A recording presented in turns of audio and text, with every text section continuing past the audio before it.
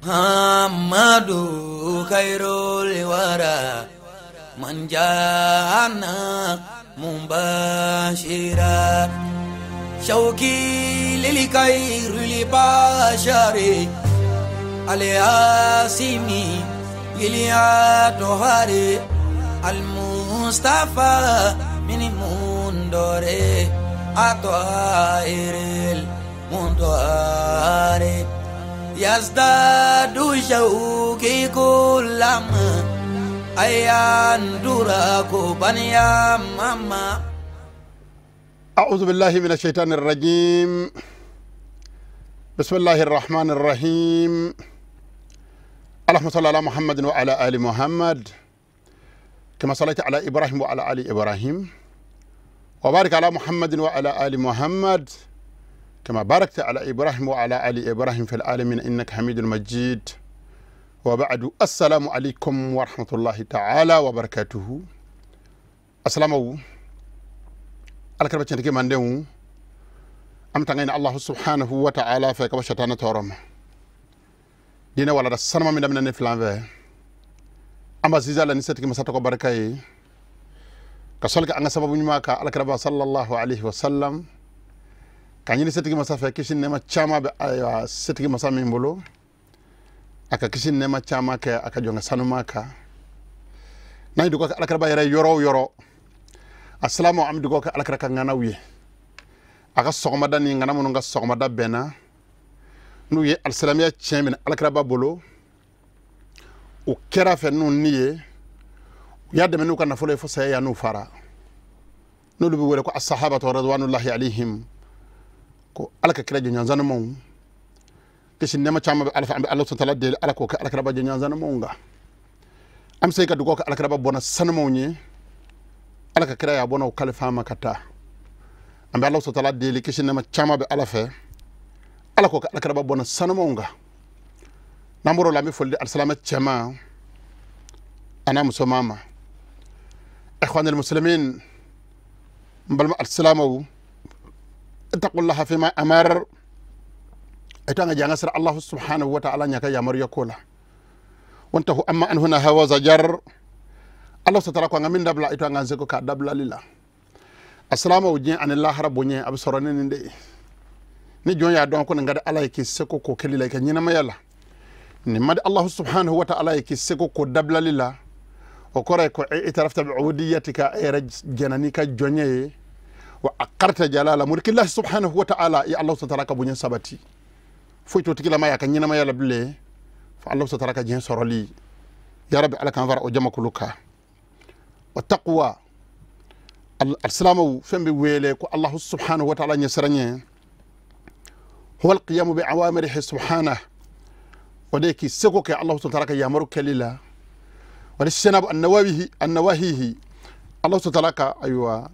بلكو كي يرجع كبول الله يقول الحق جل شأنه شتك مساب منا على كبو أكسكرتامه الله تدرك على القرآن تنتقل السلام عليكم مندون يا أيها الذين آمنوا أصبروا والصابروا ورابطوا واتقوا الله لعلكم تفلحون أكون الله تدرك دنا يجون أو من قادرن على يلا ناك أكو قادرن كيرا وكيرا يلا نيني دو ما كل فزبا مسا مكاي كبا كل جوبا مسا مكادو أني نفر كل تجيب مكادو القرآن تنتقل مكادو يا أيها الذين آمنوا muminu amunu ngadaran alaka ala yalla asberu ay sabali ni Allah ta'ala ko ka minge ay sabali o barakelika ngwa ka minto ay sabali o tolika min indil bologha ila mamati ka min abalku yalla ka tase afatulima ayna Allah ta'ala ka dangola shi aka sabali ni Allah ta'ala batoli ngominga ke ka sabali o kelika abi foma ko as-sabru ala ta'atillah kasabal Allah subhanahu wa ta'ala batoka ngomi vana madi ngo kanake abe foma as-sabr ala tarki ma'asatillah kasabal Allah subhanahu wa ta'ala ayo kotali tolika na alaka jom ben zabal fulani na afa ka sabalaka akan nyina maya belajele kono wasabiru akanada ayo yira kun sabalima ay se ka sabali fo nyoni akan nyon la sabali juguma shia belajele akan nyon la sabali ka bo akalima warabitu aka je ka bolo di nyoma aka hakili to nyona wattaqullaha aka sirani Allah subhanahu wa ta'ala nye ninga dangol sin ninga yamaru labatoli la'allakum tuflihun haqiqa nyema nasira kaninge ninde kisi stratégie na Allah subhanahu wa ta'ala bi minni afa wa shar'u al-hakim Muhammad sallallahu alaihi wasallam yaqul alkarba sallallahu alaihi wasallam Allah subhanahu wa ta'ala ka shari'atigi Allah subhanahu wa ta'ala ka jawla fi samandi ako alfitnatu na'imatu nam hoto sama mandemu Allah subhanahu wa ta'ala fitna dakada aywa ka yamaru ya kwa ka sunoko fitna daledo abis sunoko la anallahu muqaddaha Allah subhanahu wa ta'ala ka jongo fitna kunu akira musoye alkarba dalana zanama ko tigala mai ma dangane alakangi shama nimba jirana kafa Allah subhanahu wa ta'ala ka yamaru ya jongo sabaliye alkarba sallallahu alaihi wasallam ka yamaru ya jongo sabaliye fefen do ay fitini wala ma apmbaba Allah subhanahu wa ta'ala ka kanutoye aka jawni nyonje alkarba sallallahu alaihi wasallam fana ka kanutoye aywa ammandu ni nyonje ja'alani Allah wa iyyakum ambi Allah subhanahu wa ta'ala deli alkan aw bala jaleke min alladhina yasubbuna al-ma'a al-fitna alkan fara jonga jomuno be jisuli ka fitna tasma ka shu'anit li sawma anula wa yad'una al-umma al-muhammadiyya ila tarabuti obisay ka wuli ku chesri ka chesri jalata ku chesri ka alkraba mande wele ka ta nyominema wa tahabbubi kam hon mande wele ka ta nyon kanuma wa islah zat al-bayni ka alkraba mande wele ka ta uni nyonje dlalima duma ko kana mana geleya choko duma ko kana siki mana geleya choko jomo no be wuli ku chesri ka dlalike alaka fara o jonga وقد حبط الله سبحانه وتعالى أبانا آدم السلام عليكم مندون ما فاكادو حقيقة نيما أم بلا جليفا آدم عليه السلام أبو البشري الله سبحانه وتعالى كجونغ السنما أيوة فركولتك بلا جليفا على أجني من الجنة إلى الأرض على أجنك على الجنة كنا كنا دكما كل كوكا ليصلح الأرض ومن عليها جونغ كنا دكما كل كوكا ندلا an alaka jomu zigi madu ko koka akolu dila ko lu be Allah subhanahu wa ta'ala sakuma wa akhraja min sulbihi ar-rusul wal anbiya alay adam alayhi salam bunya ka karama ka kirawni nabi mo adam alayhi salam solola ashaddada bihim azara ka adam alayhi salam ko geleya ni o nganawye ataraka baraminto nay baraka ka da yoromena abtaka barato o nganaw bolo olube bara cienta akofe kujo ujoro la ka barake ka chenye kada sedu ko le debe mele kelima waja'alahu al-wazara min ahli Allah subhanahu wa ta'ala kirawni nabi monke adam alayhi salam ko to ba nyumawni adam alayhi salam dungewula te islah ibadillahi jango ka Allah subhanahu wa ta'ala ka jondla ku chenye ku ben ala sakoma ka dungo ko kana ka Allah subhanahu wa ta'ala sakoye fokata sedu ko le debe mele kelima assalamu o jonona جعل العلماء ورثة الأنبياء كراو تلت بانيكو الله سبحانه النبي مون تلت بانيكو ألم مكو بالا دوما كلو كوكنا كلافيا دوما كلو كوكنا سجيبا كلافيا دوما كلو كدلا كك الله سبحانه وتعالى سكوي أي دون باو كرا كرا كابون كرا نو مندونا كلو كان النبي مون تشانتا باوي واتخذهم أولياء ألا لبانا كو دون باو بنيا كو كرامة كلو ك الله سبحانه وتعالى تروي ku ke agunu nyanya bawye ala Allah subhanahu wa ta'ala ka kerekele li jonka donba nunu nge oluye kasara ka kolew khalifa o donba nunu ma annasu iyalullahi mawi ala kolew de o ka lafiya o ka kishi o Allah subhanahu wa ta'ala ka lajiniye assalamu kafahum sharafan wa uluwa aw wasara donba wi bunyana an kortala anja ala salaha hadhihi al-umma al-muhammadiyya في صلاح علمائها وأمرائها الله سبحانه وتعالى بسي كما هو من دلا تشوكو بلا الله سبحانه وتعالى على كل شيء قدير على بسفين بلا جليلا ما الله سبحانه وتعالى يا كرنغره كدون بابو نيكو كرامه على كرام مندون دلالي على كرام مندون نيشيني على كرام مندون كيشيلي على كرام سسما مندون بني udoni dakeleve ku bo dakeleve alka sasuma mandon lafiyali mandon gal halaya dlani ka chenye ka be Allah subhanahu wa ta'ala ka yamaruma ala yodeke ayo dono bo wulu anim hunu mande fama wulu aniye joyoroye ni korta jore Allah subhanahu don ba bunye nayi nama don ba min va nete fendon Allah subhanahu ka sekonomi bi fable o ma don ba ko Allah subhanahu bunye ka karama ka Allah subhanahu barka da ala yuson fena amu nyano son mina alhamdulillah rabbil alamin hadha mansab kabir ala ya shere ne joro bele bay wa wazifatun azima ni bara ayu dana ya bele bay كلف الله سبحانه وتعالى علماء هذه الأمة بها الله سبحانه وتعالى من بلا مهنا من دي دونبو كان من لم يحملها من العلماء على أتقه دونبو لاني ما دسر دوني نقرأ نما تكاسكي كان كان لادريا نتلنيا كي همك أيوة مهنا من دي تلنيا مهنا من دي لافيا لي مو بني يركا أيوة منفعة خاصة يركا غرض الخاص وكوبوكو بلا كرفة كي همك على كجون لافيا لي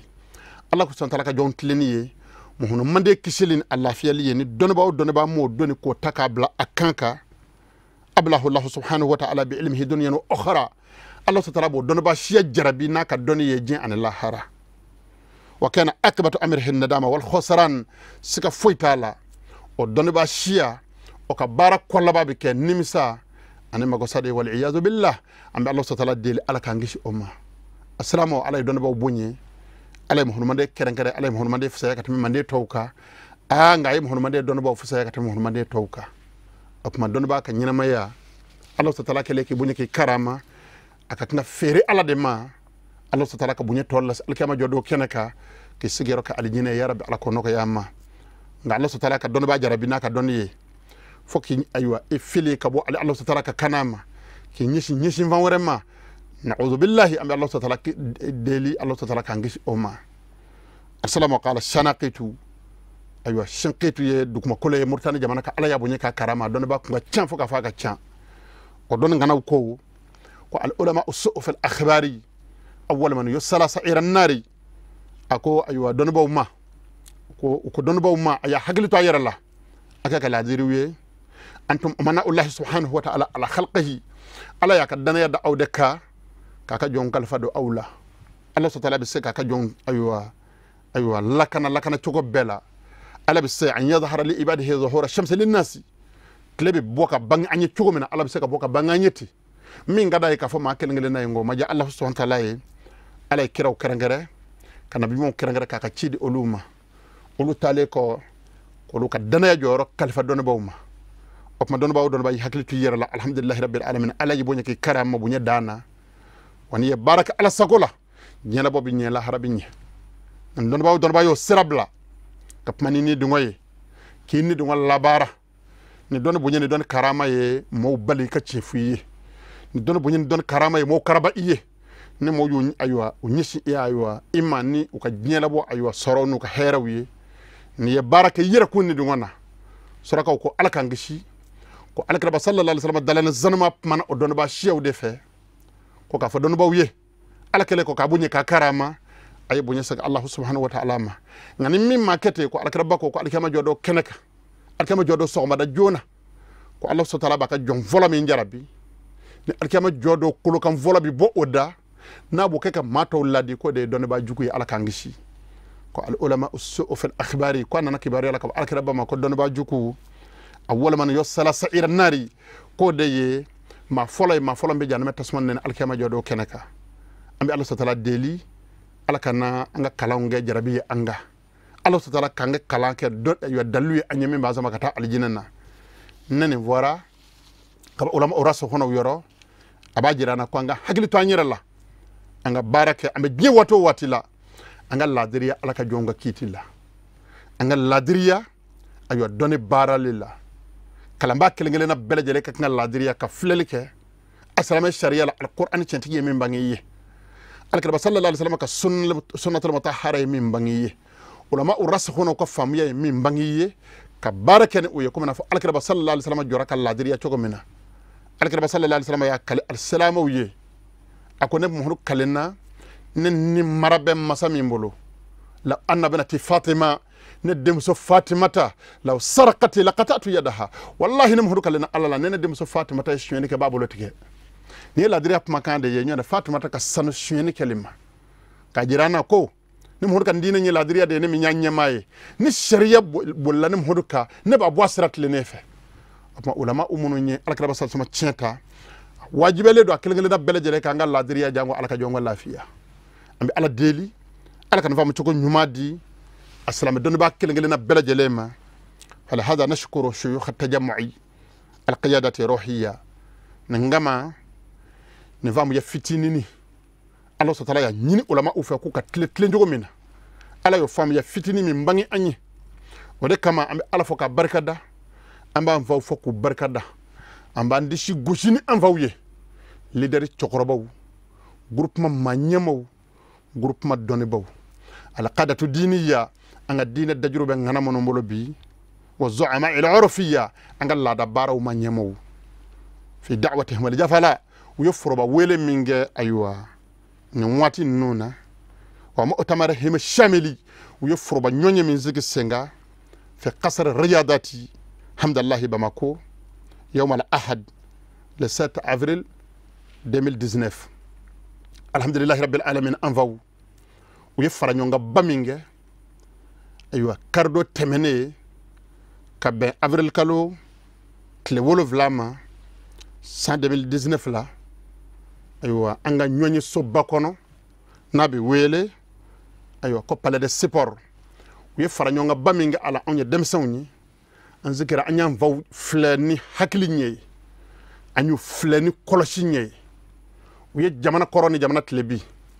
abani kenyaka wiya doni ba wele ka faranyonga ba makoya ka siradi ulama uma ko beka pma ni Allah subhanahu wa ta'ala ye min bangi ye idusukuna ika pma ni oye alakra sallallahu alaihi wasallam mando mi lafiya chokodi kirengara linyana nga jamana bi lafiya chokodi jamana bi basigi chokodi arsalamiya bi kekelni chokodi salamo bi do dakele ve kabo dakele ve chokodi alhamdulillah rabbil alamin uko faranyonga la kana mawdu'uhum fi hadha al-ijtima' al-ghali على ثلاث نقاط انذكر كل شركه انفاو كرفه ادو وكفر نيونغا لا نيوني لا نيوني كومبه بوين سبا ديكا نقطه سبا وكمانا وديكا ود سبني كوندو لا ايهاكا وانفر لا نيونغا اما فر نيونغا تونغولا يا اما فر نيونغا مادو كونغولا يا اما فر نيونغا فanga كنترولا يا فanga كانو مانفر نيونغا يا انفر لا نيونغا يا على جاتي كما السلامية فربك أيوة جكما السلامة وكا أيوة لافيا نيني كما أنفسوك لافيا نيني كما سانو مانفرا نيونغا وري مانفرا نيونغا فرا نيونغا كويه فنجيا سبا أنغانا جكا سيكي كما أوكا أفين فلو فلو الدفاع عن إنسانيتنا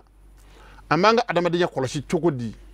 na manye ko ala ya on kerengere kamboje kangara ma kanga bun hada bande onde ala manga bakawni amanga manivia kolashi chukudi wa aqidatina anga ala dana ya doni amba kolashi chukudi fambi balwaka kata alama lafiya dakene na nille maniya nyumai wa aishina li musharaki na manye ko Allah subhanahu wa ta'ala anvara nyonga do wolo fime do wolo jeme do yena fulo tigiye do ye fandanyi do ye qadiriyo do ye tijanuyi do ye malikiyo do ye ko kale sunamai doyen ye doyen ami faranyonga chukodi kabalo lafiya la alhamdulillah rabbil alamin amel halami nabi ni ne mawdu izabane la ihaka ibado ko chemunu nyen kerengara kabo famu ya nyuma kono alhamdulillah rabbil alamin chawdo alay hakli nyuma de mamunuma na manye ko faranyonga kera wati kuruna wati kera wati doni an nyu diwni ala yandu garsagala anyen wati ngerengara insha Allah ta'ala ka dakurnya sabayi ka femvitini voila asalamu foroba jamakuluye moka nafadon moka wulika jo alay muno zo hakili la ko an faw deme o ka ngara moko deme jango duk mako ko kana ka lafiya wallahi la yini mimbu ma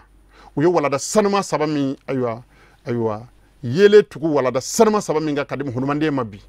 kadanga jamana alsalamu ma kergara lena kadim mali dewma na famu chogola ninde furay ka kanga banana ambe Allah subhanahu wa ta'ala deli sebe Allah subhanahu wa ta'ala minni ala kan famu chogo nyumadi anambal assalamu bela jalema assalamu point folo ad-difa'u an insaniyatina ni mami wulaka jobi kebi anga adamadiya koloshi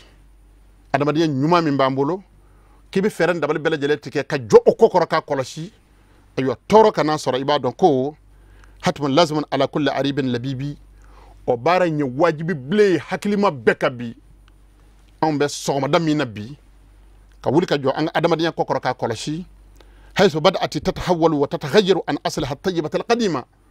أنفو أنا موكو يا أدم دي نيوما من دي أما دواني با كورا بوني شفين بشيجي بوني كونفون بي كالابا بوني ما بفاسو دوني دو أنا مساو بي أولو بوني وو كراما فروبا جاما تو بي أولو غشي سيغي أولو فانا بي دوغوك فروبا جاما تو يي أولو بو حقلي تو يرا كونا كا ألاكا داونغولا شي كو جوغو كيكا موكنا كتا الله سبحانه وتعالى ما أنا جمانا دامي كوني نندي akunungo kunye nende abika kanga tonendeka nende be wele kwa onga adamadenya kunungo anabi alhamdulillah rabbil alamin shuko ka dugu jati totokola o shuko ka dugu jade nana laba ni adamadenya ka damina kwa ba yelama ka bo amine kono fo kunvi bi siki anyet saka jo chemi nyana ka jo ka nyejo anyana ka togo jefo abiti siki o kofe arajo la wala ma tele la wala ma rezo sosoka ko ta to ma ka fanene ka banene atisaka pima muso min sigile nyana abiti dogo onye kofe aywa ko buruja aywa shifin olu shura kabla shijewla muso shura kabla chewla demsongo ko lube kodon ka teme makorabawka ana manye ko nga adamadinya damina na kwabi yelama ka keta ni mamunu wulila ko lubu chesre ko adamadinya sama kana bla mine kono ni maka kanga deme olu ka kani deme ni ye tinya dake ne la har alaka nyini ngala mbelo so tala deli herbe Allah ta'ala min bol alaka herake anambal aslama bela jele angam man via pembe ni bunya mina de kono sisa adamina na beka yelema ila halatin fasida kata la halaya chejuguma laysa laha mustaqbalun illa al halak wad damaru wallahi la ilaha illa huwa angam man via demse ngal halaya beka yelema kata sira minga musoka la halaya beka yelema kata sira minga kunfi ngal halaya beka yelema kata sira minga neta shiniya sigido ola fo halakini makosa alaka ngishama okuma ambi ala deli munu wulla ka joku ba samaka sekina ye kana abla amina ngoro kono ambi ala de deli olu ye fura ka ke banana ala ko lu deme ala ka to alsalamata ka olu lame wati koro kama anva ufarla nyonga point flana kunye addefa an aqidatina ko kanga ala dana ya koloshi alsalama anga ala dana ya aqidati salaf salihi ode mo hono mande manyuma nga ala dana ya ala kana ka sahaba aqidat ahli al-madina alkaraba aywa gena ka ba makka atarna ka dina nyuma nyam madina munu nyapmbe ka bismillah ku ka dugma ko dama ka aywa febebla ku sika kerefe ka kaka kalando nya ka dina ingala bolo afatule no lu sella afarko sanama ka shutura olu de bi wele ko madina kaw olu ka ala dana ya doni malku bon ansena ka kalando nyol de kala o de sera enve anga jamana kaya enva anamo kaw abele jele ka nyina maya kera odeka munun tara alama odeka atomunun be balola anga donu bawla bel akelengele na bele jele be odeka aqidat ahli sunnah wal jamaa alakra satama ka sunna ajama kulu famba aywa alakra ka sunna mine ba nyuma o jama kulu aywa famba olu be ala dana yaminga ode anga ala dana yay aqidat kafat aslafina anga ma nyuma bele jele a fefent letemena a bele jele letemena a balona ka sa ala dana yaminga ila yomina haza foka sanga bishuina ma munu mbambolo balola ya akelengele bele jelebe ala dana ya minga jigiya mine munu mbambolo ni kamana gwana ninu ye nyonye nu yu tegaja kafo ala ni jigibi nyeko ala sona ni ngoyima o munu mbanga jamana koroni tlebila amunu mbe abani kenye kala bele jelebe ala dana ya ayo doni minga mina shurafa ikamina alaka sasama bona dula serifi du munu mbamve ya ube ala dana ya doni minga